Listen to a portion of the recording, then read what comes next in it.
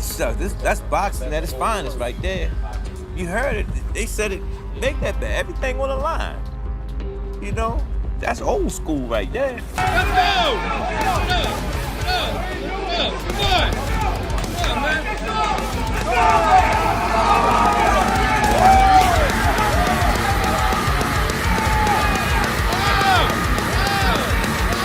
You know what I'm saying? So we are striving to be the best that we can be to be on that level again. You know.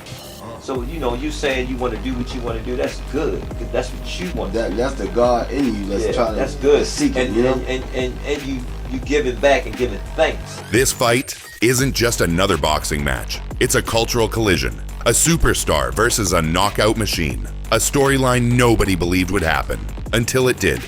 I ain't gotta prove nothing to nobody else. That's why I will never get too hyped about the win after I win, because it's like you always got to do something over and over again till you're done. And it's always going to be somebody next, somebody next, somebody next. I feel like I don't have to prove myself to these people. Tonight, we take you inside the training camps of Jake Paul and Gervonta "Tank" Davis. The secrets, the mindset, the strategy, and the emotional truth behind the biggest wildcard matchup in modern boxing. WBA lightweight champion Gervonta Davis, who's unbeaten in 31 professional contests, takes on the self-proclaimed problem child Jake Paul, one of the most influential and marketable global personalities. Not a press conference version, not a highlight version, the inside version, the real version.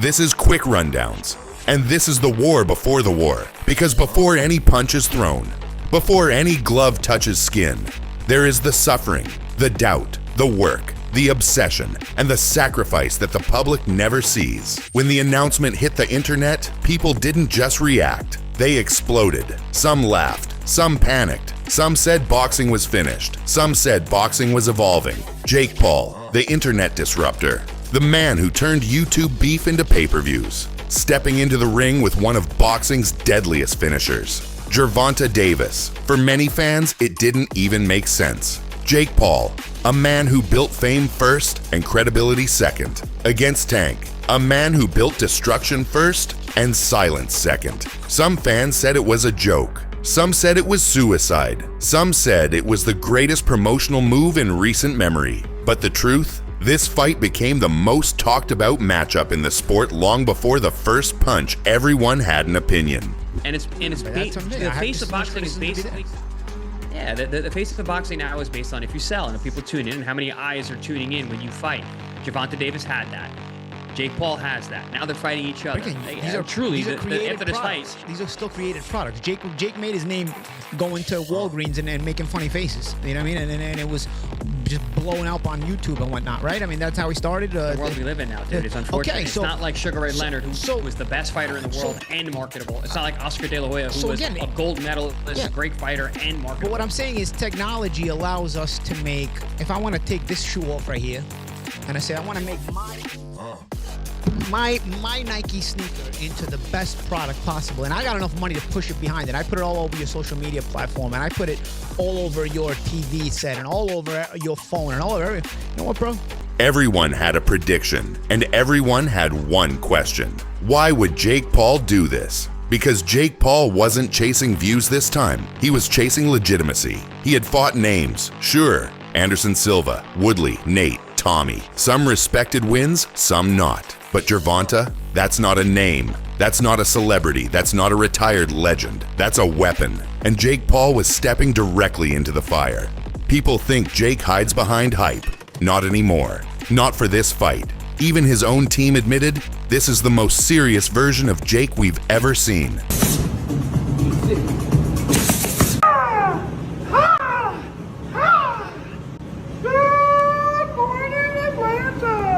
No entourage, no cameras, no party energy, no distractions, no late-night Instagram posts, just work. Jake trained like a man who finally understood the gravity of the opponent in front of him.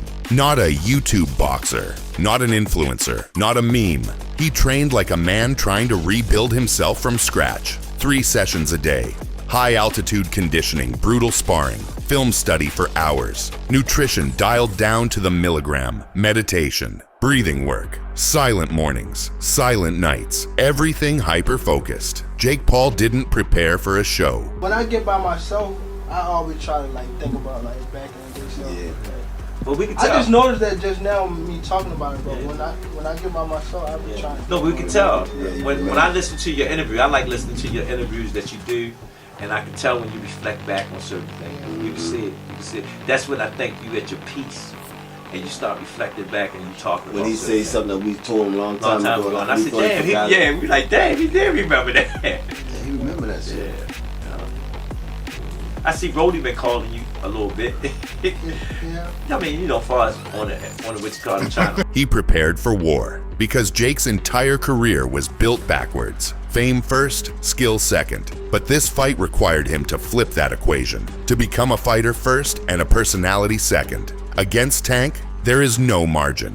One clean counter, one perfectly timed hook, 1 inch of miscalculated distance.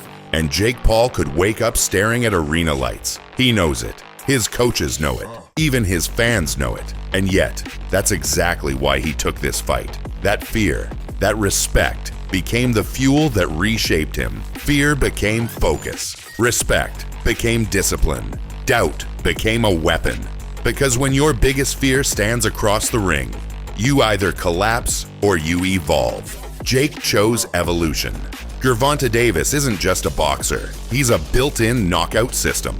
One of the most explosive punchers of the Generation 1, of the most naturally gifted southpaws ever seen. Ain't nobody break box. Exhale.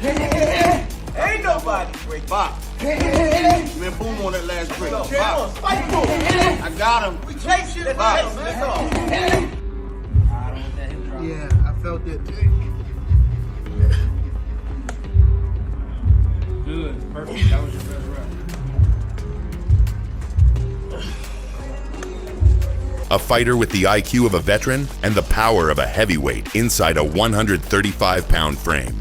His punch timing is freakish. His precision is inhuman. His patience is terrifying. Tank doesn't chase chaos, he creates it. He waits, he reads, he calculates, he traps, and then he detonates. He's a fighter who doesn't throw for volume. He throws for outcome. One punch, one opening, one mistake. That's all he needs. People fear Tank not because he's loud, but because he's silent. He smiles with his eyes, not his mouth. He studies quietly. He punishes efficiently. Now here's the part most fans don't know. Tank thrives when people doubt him. He thrives when the boxing world is loud. He thrives when the opponent talks. And nobody talks more than Jake Paul. To Tank, this wasn't a celebrity fight. This wasn't entertainment. This wasn't an event. This was personal. This was the sport he gave his life to.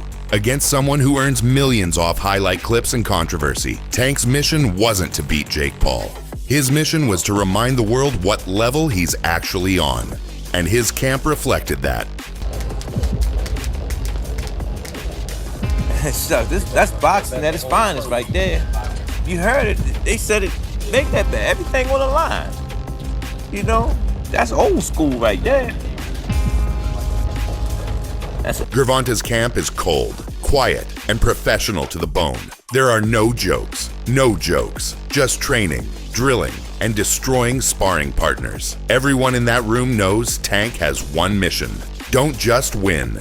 Send a message. No one talks. No one wastes time. No one interrupts. No one breaks the silence. Tank walks in, gloves on, chains off, switch engaged. He spars, he pressures, he counterpunches, he slips, he smirks, he resets. And every sparring day ends the same way. Somebody needs an ice pack. Tank's camp has a culture. Precision first, power second, punishment third. There are fighters who train with energy. Tank trains with intention. He doesn't just hit the bag, he slices it. He doesn't just drill footwork, he glides through shadows. He doesn't just do cardio, he sharpens endurance like a weapon. Tank's coaches build him like a sniper.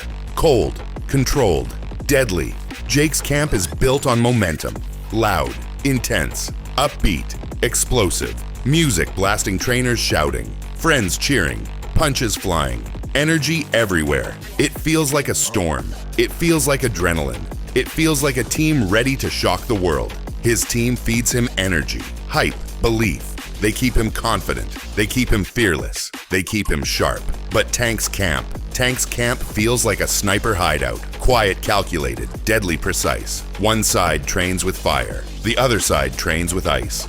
Jake trains to prove something. Tank trains to protect everything. That contrast is the heart of this fight. Behind closed doors, Jake struggled with doubt. Not fear, but doubt. The voice in every fighter's head.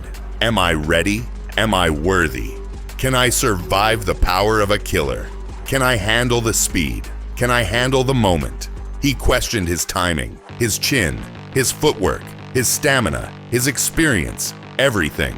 But that doubt didn't break him. It strengthened him. Jake doesn't have the natural gifts Tank has. What he does have is stubbornness, stubborn ambition, stubborn belief. Jake's strength is psychological. If he believes he can win, he fights like it. But Tank's motivation isn't Jake Paul. Tank's motivation is anyone who disrespects the sport he gave his life to. This fight isn't personal for Jake, but for Gervonta, it's sacred. He's not just defending his career, he's defending boxing.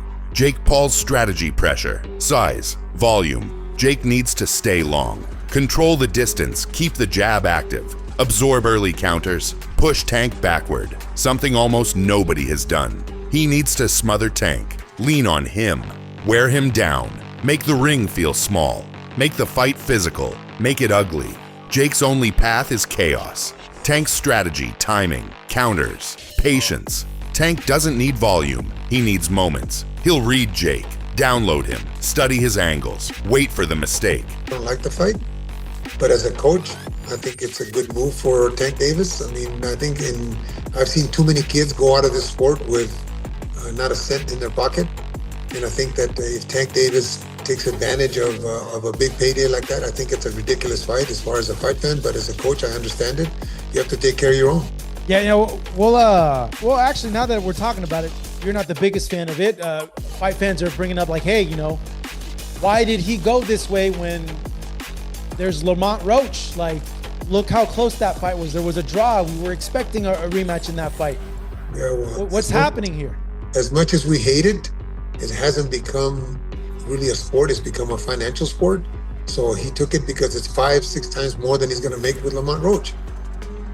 That makes sense. I mean, ask anybody if they have a choice, they're going to take the money. Of course. He's got to take care of his people. He's got to take care of himself. He's got to take care of his future. That's the smartest thing to do. As a fight fan, I don't like it. But as a coach, I understand it.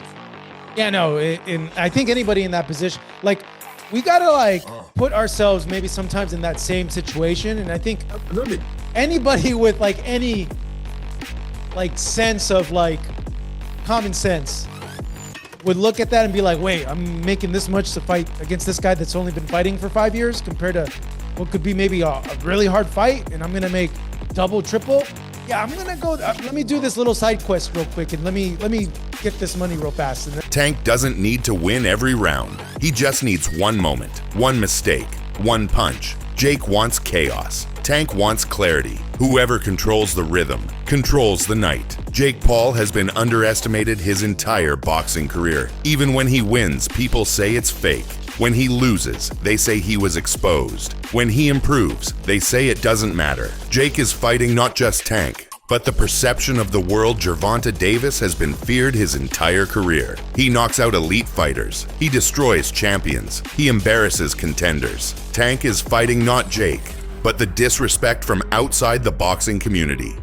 I mean, size will play some part of the fight, but if I'm thinking like I'm Tank, I'm probably just gonna go out there and try to outbox him and use my knowledge and IQ against him. So I can see Tank just outboxing him and making it real easy. Is there any way any realistic or legitimate way in your mind you could see Jake Paul winning a fight against Tank? No. No way. Nope. Not a lot of people have talked about Jake and said he's got good power. Not even, and I get anything could technically happen, but you don't even see a realistic shot where he could land one big punch, and Tank being so much smaller, he just can't handle the power. Nah, not at all. I think Tank is he's been boxing his whole life. Been boxing since a kid, so I doubt that's gonna be an issue or a problem. I think Jake is good for where he's at, but I think it's just levels. Do you see a more likely chance that Tank wins by decision or by knockout? By decision. I mean, that guy's too big. I don't think that he's just gonna knock that guy out. So I see him like outboxing him. Could you see a realistic possibility where Tank could knock him out? Although more likely that it is, like you just said, a decision. Nah, I don't see him knocking him out, no. Will you watch, Shakur? I mean, no. Obviously, no? Hell no, nah. That ain't really like...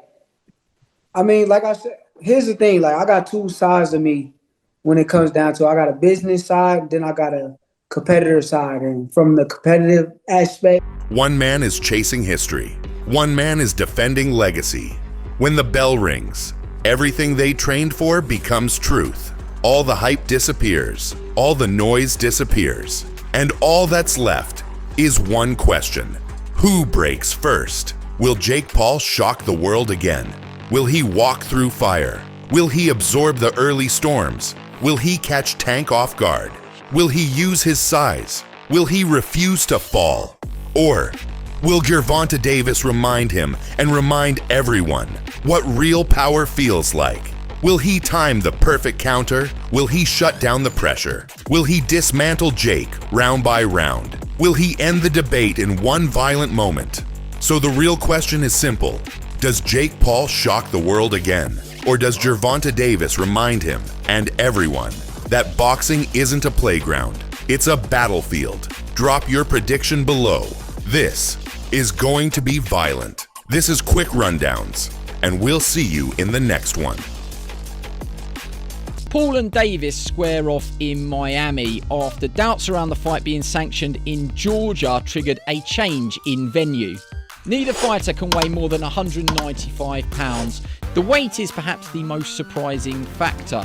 Paul has boxed most of his career around 200 pounds, the cruiserweight limit, but did tip the scales at 227 pounds when he faced off against Iron Mike Tyson last year. Davis, much smaller in stature, competes at the 135 pound mark and has also won world honours at super featherweight.